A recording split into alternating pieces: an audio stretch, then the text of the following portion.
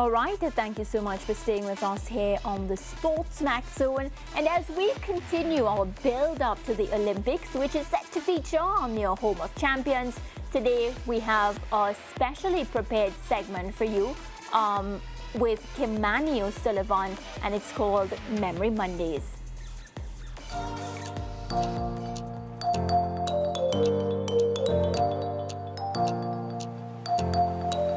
Three-time Olympian, Vilma Charlton, thank you for taking time out of your busy schedule to have this sit down with me.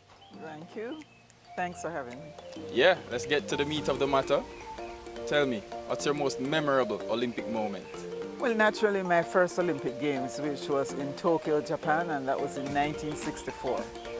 As a youngster, just finishing high school, it was awesome to be in a village, which actually was like a city within the city of Tokyo. So in the village, you had everything. You have the post office, you have the laundromat, you have entertainment, like you could go to the cinema. They had bicycles along the way that you could just pick up one and ride. But of course, we were banned from that because it was having an effect on our knees, and Herb McKinley banned it from us. But the most memorable thing that I can remember of Japan was when we were going to the opening ceremonies. While walking along the way into the stadium, we saw the children chanting as we passed them, Jamaica, Jamaica, McKinley, McKinley. So obviously they studied all the countries and they knew what was famous for Jamaica. And how important was that, you have the kids chanting? Oh, it was awesome because Herb McKinley was my coach and he was there. And for me to find out that even the children in Tokyo, Japan, recognized that we had a star called Herb McKinley was awesome. Yeah, and in terms of the village and the experiences of it, how did that positively impact your Olympic Games? And from an athlete's perspective, how can that bolster your chances at the Games? Well, for the team, of course, it was a very friendly village. The atmosphere in villages are not the same since the 1972 massacre, which was my last Olympic Games where they massacred the Israelis within the village. After that, security got tight, so you rarely ran into your friends. But in Japan, you ran into your friends from other countries, or you made friends from other countries. Because I made friends within the USA team. And when I got my scholarship to go to Pepperdine University in Los Angeles, they were at the campus, and we were friends again because they were part of the team.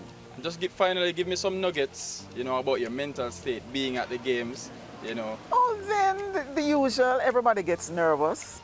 But it's not like today when, you plan for this thing. You plan for going to the Olympics in my time when you get there. But now you have mentors who can help you with how you need to feel, mental alertness. And also, we have a lot more meets, so you get a feel of what competition is. In my days, we had champs, and then the national championships, nothing else. So we just took it as we got it. All right, thank you, Ms. Charlton. Welcome.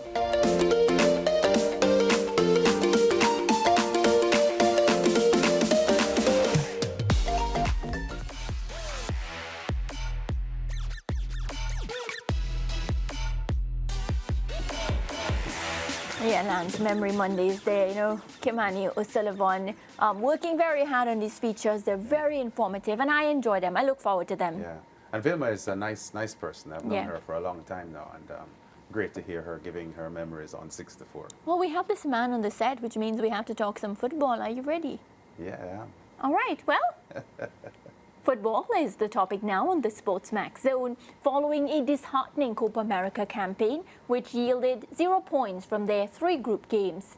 Reggae Boyz head coach Hemir Hallgrimsson has resigned from his post shortly after Jamaica slumped to a 3-0 spanking at the hands of Group B winners Venezuela.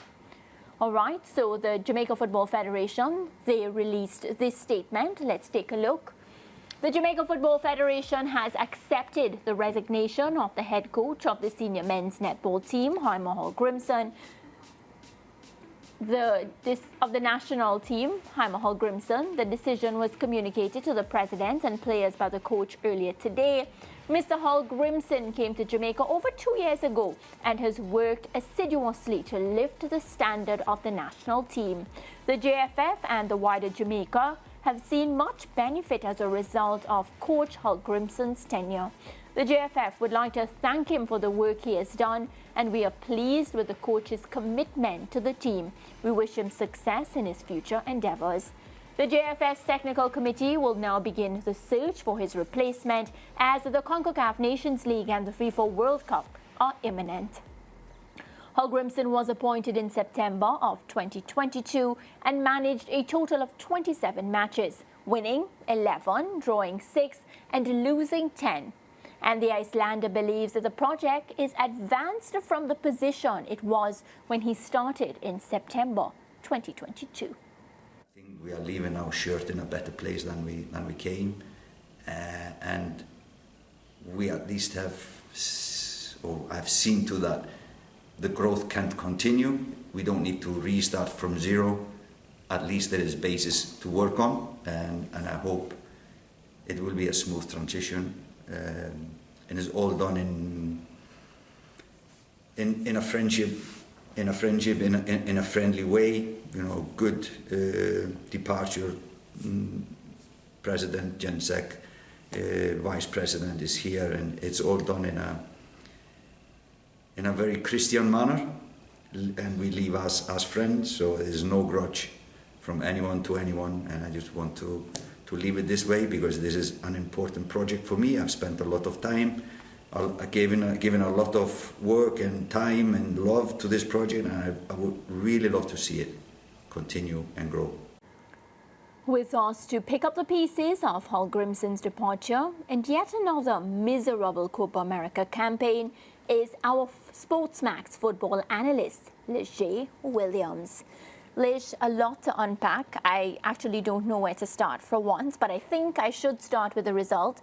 This final result, we spoke about going into this match, doing it for the respect, giving it all, maybe giving other players the opportunities. The result, though, not in our favor, not even a goal. Jamaica losing, of course, 3-0 to Venezuela. Yeah, they were thoroughly outplayed. Jamaica coming into the game. I didn't expect too much when we were previewing it on Friday, and it played out that way. Jamaica actually had some good spells in the first half, but in the second half, I think it was basically a total massacre, in my opinion. I do think that Venezuela are the better team, and they definitely proved that as the game wore on. And even at some points in the second half, they were toying with Jamaica as well. So it wasn't a good look, but with the caveat being, I assume that judging from the body language of Coach Hallgrimsson at the game, he wasn't really off his bench as much as he usually is, wasn't as passionate as he usually is. So I think both he and the players knew that it was going to be his last game in charge.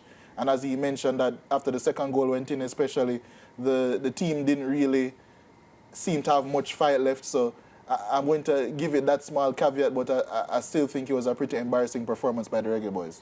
Yeah, and as a result of that performance, we get the news of coach's resignation. I've heard reports that this was in the pipeline for some time. I'm not sure. I didn't get the opportunity to confirm with coach just yet. But Lish, to me, I'm disappointed in this decision. I felt personally that the team has improved in various different areas under Coach Hallgrimsson. I know a lot of other people will have different versions and different things to say. I'd love to hear your take on this. You're looking at me with this hint of a smile, but I'm upset. I am upset that Coach Hallgrimsson has decided to resign. I felt like we could have gotten a bit more from him. I'm not the one making the decision either way. So what's your opinion on what happened?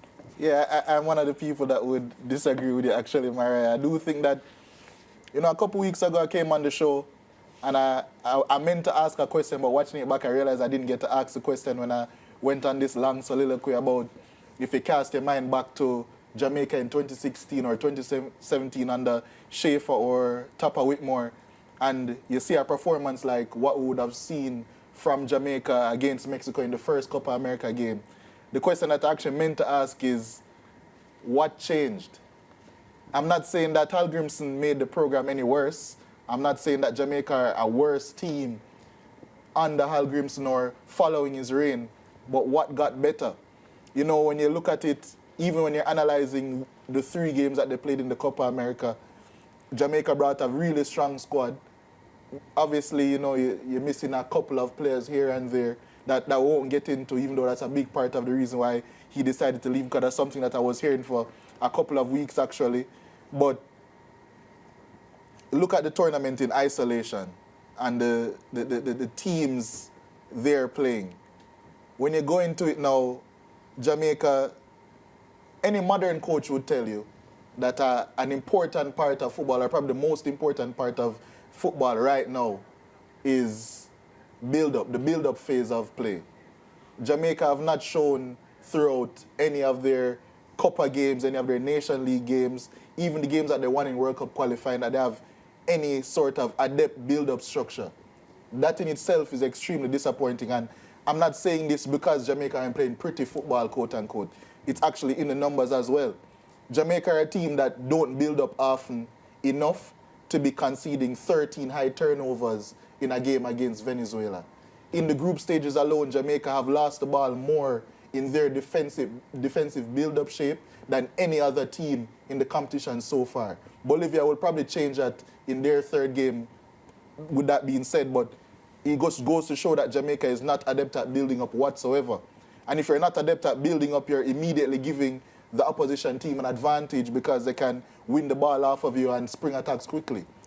And it's not because Jamaica don't have players that are capable of building up well. They have Ethan Pinnock, who plays in the Premier League. Lati Bodere, he may play in the Championship, but he plays for a progressive coach and a progressive team in Coventry City. And then you have all of these players as well who are good in the build-up phase. It's just because it's not coached well enough. To make your point clear, though, Liz, you would have to tell me that the build-up phase that you're saying is absent, you saw it under Schaefer and Whitmore, the previous coaches before Hallgrimsson? No, but it wasn't as emphasized when they were coaching as opposed to now. The build-up phase is much more important now in football because you're seeing much more synchronized pressing as football goes along, even in international football, where you don't, quote-unquote, have as much time with your team. So that's just one of the disappointments I have with the team. Also, the lack of an attacking structure, even when Jamaica tend to keep the ball. For instance, they had 5 10-pass plus sequences against Venezuela. They had 6 in the tournament overall, and none of them ended in the attacking third. So it's clear to me, my number one gripe with Hallgrimsson is that he didn't create an attacking structure that was good enough to satisfy the attacking talent or provide for the attacking talent. So I'm not saying, as I said to start the segment, I don't think that Hallgrimsson made Jamaica worse. But did he improve them on the field, which is what I care about. I know that he did stuff behind the scenes, this, that, and the third, but on the field, I didn't see enough of an improvement, so I can't disagree with the decision for him to go, because what I'm hearing is that the JFF planned to sack him, but they gave him the niceness to say, okay, you can resign instead. So it's also going to be pretty interesting to see who the next coach is, what direction they're going. So there's a lot to unpack there. Yeah, well, Liz, we're out of time for this segment, but that's a good one to end the segment.